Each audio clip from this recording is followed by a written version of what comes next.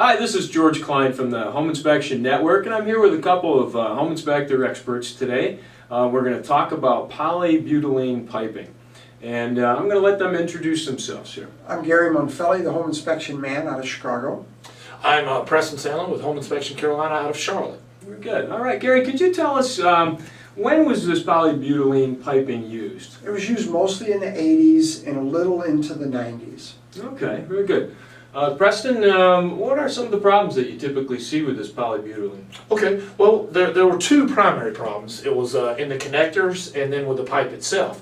The first generation polybutylene piping had some aluminum polybutylene connectors, and they would just pop, just blow off. And you're talking about a supply line, you go to work, Under pressure. yeah, not good.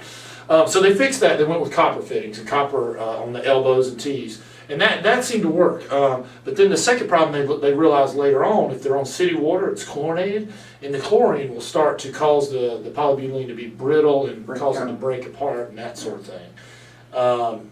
Do you guys ever It's got to be properly supported. That's another problem you run into. Absolutely. And there was something about, did you guys hear, like, if the properties, if it's out in the truck or out in the sun too long? UV light can certainly change the properties, chemical properties in the piping, and cause it to be a little bit more brittle and maybe prematurely age, shorten the life. So. Yeah. And I get asked all the time, well, what do we do if we got polybutylene piping? Well, I mean, if it's the right house, right neighborhood, right school, I mean, do we want to replumb the whole house? Very expensive. Right.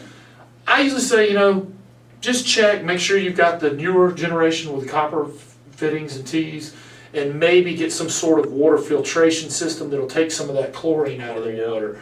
But every generation of house has something. There's no, Right. If you buy in the 80s, it's this, 50s, it's asbestos. Sure. I mean, there's something we're using today that 20 years from now we'll be talking about, I'm sure. Yeah. So. Well, very good. All right. Well, thanks, Preston. Thanks, Gary. This Thank you. again is George Klein, Home Pro Home Inspections, Rochester, New York, with the Home Inspector Network.